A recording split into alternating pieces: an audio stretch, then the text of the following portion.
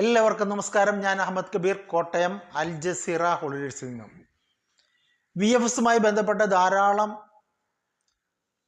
സംശയങ്ങൾ നിങ്ങൾ എന്നോട് ചോദിക്കുകയും അതിന് കൃത്യമായി എൻ്റെ യൂട്യൂബ് ചാനലിലൂടെയും ഫോണിലൂടെയും വാട്സപ്പിലൂടെയൊക്കെ നിങ്ങൾക്ക് കൃത്യമായി മറുപടി നൽകുകയും ചെയ്തിട്ടുണ്ട്.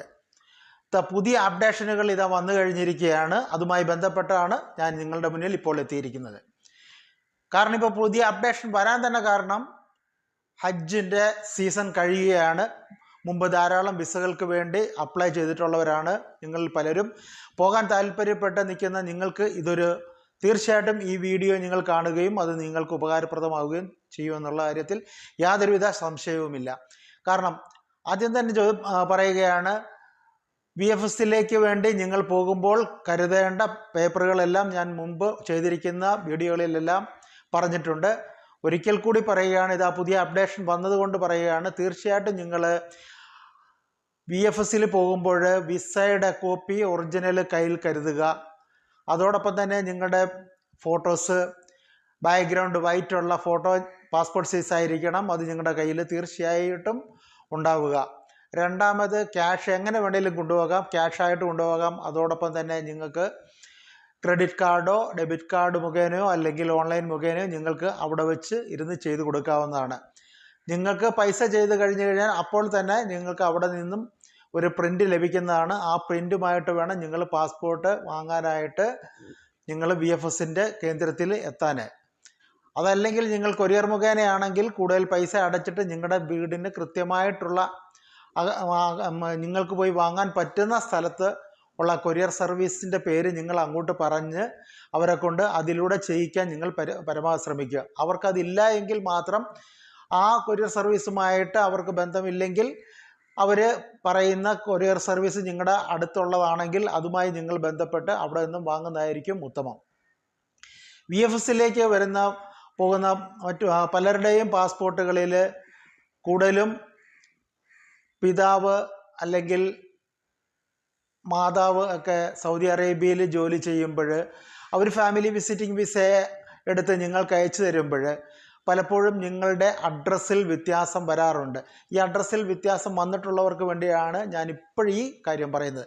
കാരണം നിങ്ങൾക്ക് അവിടെ നിന്ന് പിതാവ് അല്ലെങ്കിൽ ഭർത്താവ് അയച്ചു തരുന്ന വിസയിൽ ഭർത്താവിൻ്റെ അഡ്രസ്സ് ഒന്നും ഭാര്യയുടെ അഡ്രസ്സ് മറ്റൊന്നും, കുട്ടിക്ക് വിസ ഉണ്ടെങ്കിൽ കുട്ടിയുടെ അഡ്രസ്സ് മറ്റൊന്നുമാകുന്നത് സ്വാഭാവികമായിട്ടും ഉണ്ടാകുന്ന ഒരു പ്രശ്നമാണ്. കാരണം അത് നിങ്ങൾ വിവാഹം കഴിക്കുന്നതിന് മുമ്പ് ആണ് നിങ്ങളുടെ പാസ്പോർട്ട് എടുക്കുന്നതെങ്കിൽ നിങ്ങളുടെ വീടിൻ്റെ അഡ്രസ്സായിരിക്കും നിങ്ങൾ ഇരുകൂട്ടരും ഭാര്യയും ഭർത്താവും കൊടുക്കുക.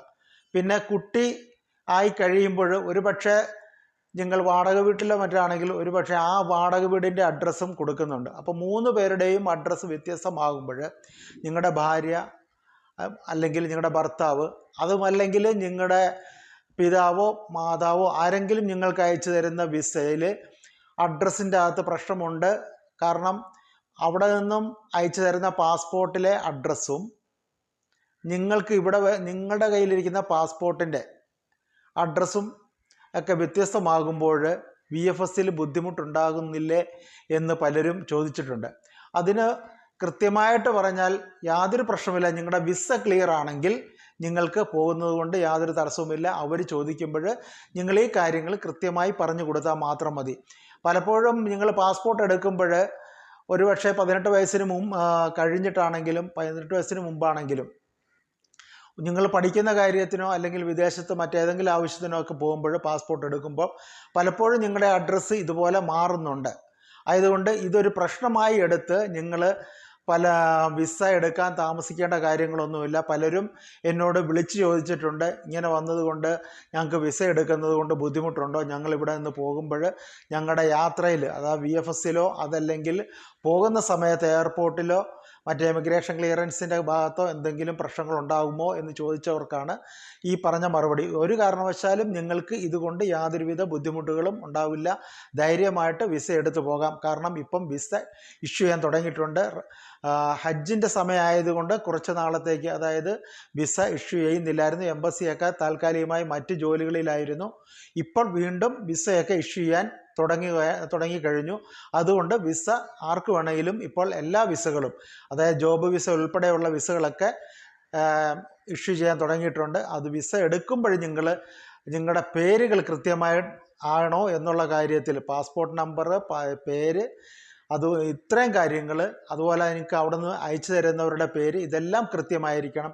അതിൽ സ്പെല്ലിംഗ് മിസ്റ്റേക്കുകളൊന്നും ഉണ്ടാവാതെ നിങ്ങൾ പ്രത്യേകം ശ്രദ്ധിക്കുക. സ്പെല്ലിംഗ് മിസ്റ്റേക്കുകളൊക്കെ ഉണ്ടായാൽ ഒരു സ്പെല്ലിങ്ങിനൊക്കെയാണ് വ്യത്യാസം വരുന്നതെങ്കിലും ഒന്നും പ്രശ്നങ്ങളൊന്നും ഉണ്ടാകുന്നില്ല. ഗിവൺ നെയിമിലോ സർനെയിമിലോ ഒക്കെ ഉണ്ടാകുന്ന ചെറിയ പ്രശ്നങ്ങൾക്കൊന്നും വലിയ ബുദ്ധിമുട്ടുകളൊന്നും ഉണ്ടാകുന്നില്ല.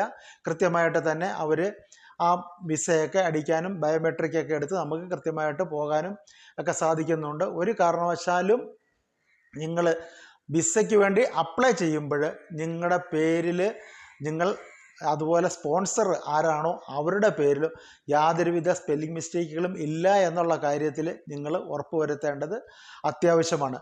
അത്തരം കാര്യങ്ങൾ വന്നതിന് ശേഷം പിന്നെ നമ്മൾ ഇതിനു വേണ്ടി ബുദ്ധിമുട്ടുന്നത് വളരെ വിഷമകരമാണ്. നേരത്തെ തന്നെ ഇത്തരം കാര്യങ്ങൾ ശ്രദ്ധിച്ച് ചെയ്യുകയാണെങ്കിൽ ഒരു കാരണവശാലും നിങ്ങൾക്ക് വിസയുടെ കാര്യം, VFSലെ കാര്യത്തിലോ ബുദ്ധിമുട്ടുകളോ ഒന്നും ഉണ്ടാവുകയില്ല. രണ്ടാമത് ഉംറ വിസയാണെങ്കിലും 3 മാസത്തേക്കുള്ള ഉംറ വിസ വീണ്ടും അടിക്കാൻ തുടങ്ങിയിട്ടുണ്ട്. ചെറിയ ചാർജിൽ തന്നെ ഉംറ വിസ അടിക്കുന്നുണ്ട്. നിങ്ങൾക്ക് ഉംറ വിസയോ അതല്ലെങ്കിൽ ഉംറയ്ക്ക് പോകാൻ താല്പര്യമോ ഉണ്ടെങ്കിൽ ഞങ്ങളുടെ ഓഫീസുമായിട്ടോ അല്ലെങ്കിൽ ഇതിലുള്ള നമ്പറുമായിട്ട് ബന്ധപ്പെട്ടാലും നിങ്ങൾക്ക് പോകാൻ കഴിയും. അതല്ലെങ്കിൽ വിസ എടുത്താണെങ്കിലും നിങ്ങൾക്ക് പോകുന്നത് കൊണ്ട് യാതൊരു തടസ്സമില്ല. അതിനെല്ലാം ഞങ്ങൾ ചെയ്തു തരുന്നതാണ്. അതോടൊപ്പം തന്നെ പ്രത്യേകം പറയാനുള്ളത്, നിങ്ങൾ VFSൽ പോകുമ്പോൾ ഹാജരാക്കേണ്ട പേപ്പറുകൾ കൃത്യമായിരിക്കണം. അതിൽ വന്ന പാകപ്പിഴകൾ ഉണ്ടായിട്ടുണ്ടെങ്കിൽ അതൊക്കെ മുൻകൂട്ടി തന്നെ ചോദിച്ച് ട്രാവൽ ഏജൻസി മുഖേന തിരുത്തി റെഡിയാക്കി വേണം പോകാൻ. രണ്ടാമത്, ഭർത്താവിൻ്റെ പേര് ഭാര്യയുടെ പാസ്പോർട്ടിൽ കൃത്യമായിട്ടുണ്ടാവണം. എന്നാൽ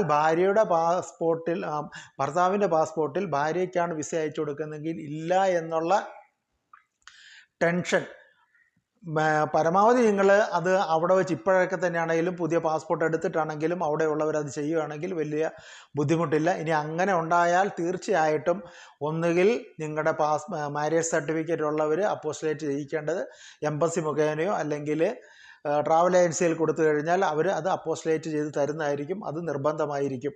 പിന്നെ ചില ട്രാവൽ ഏജൻസികളെന്ന് പറയാൻ പറ്റത്തില്ല, ചില വ്യക്തികളൊക്കെ ഈ നമുക്ക് വിസ അയച്ചു തരുന്നവരുടെ പാസ്പോർട്ടിൽ ആർക്കാണോ വിസ അയച്ചു കൊടുക്കുന്നത് അവരുടെ പേര് ഇല്ലാത്തതിൻ്റെ പേരിൽ ചില കൃത്രിമങ്ങളൊക്കെ ചെയ്യാറുണ്ട്. അത് എന്താണെന്ന് ഞാൻ വ്യക്തമാക്കുന്നില്ല.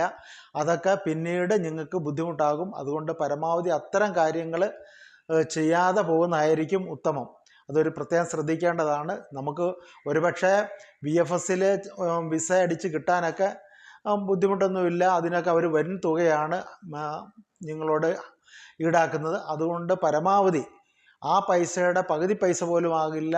ആരാണോ വിസ അയച്ചു തരുന്നത് അവരുടെ പാസ്പോർട്ടിലെ കൃത്യമായ പേര് നേരത്തെ തന്നെ അവിടെ വെച്ച് തന്നെ ഒരു പാസ്പോർട്ട് എടുത്തിട്ടായാലും നിങ്ങളത് ചെയ്ത് പോകുന്നതായിരിക്കും ഉത്തമം. പിന്നെ കൂടുതൽ നിങ്ങളുടെ വിശേഷങ്ങളും നിങ്ങളുടെ സംശയങ്ങളും നിങ്ങൾക്കറിയേണ്ട കാര്യങ്ങളുമൊക്കെ ഉണ്ടെങ്കിൽ എൻ്റെ ഈ ചാനലിലൂടെ ആണെങ്കിലും നിങ്ങൾക്ക് കമൻറ്റ് ചെയ്യാം. അതിന് കൃത്യമായിട്ട് തന്നെ മറുപടി പറയുന്നതായിരിക്കും. അതോടൊപ്പം തന്നെ മറ്റേതെങ്കിലും തരത്തിലുള്ള വിസ സംബന്ധമായിട്ടോ യാത്ര സംബന്ധമായിട്ടോ എന്തെങ്കിലും ഡൗട്ട്സുകളുണ്ടെങ്കിൽ നിങ്ങൾക്ക് വാട്സപ്പിലൂടെ ചെയ്യാം. നിങ്ങൾക്ക് എൻ്റെ വീഡിയോ ഇഷ്ടമായെങ്കിൽ ലൈക്ക് ചെയ്യാനും ഷെയർ ചെയ്യാനും മറക്കരുത്. പുതിയ വീഡിയോയുമായി വരുന്നതുവരെ എല്ലാവർക്കും ഗുഡ് ബൈ.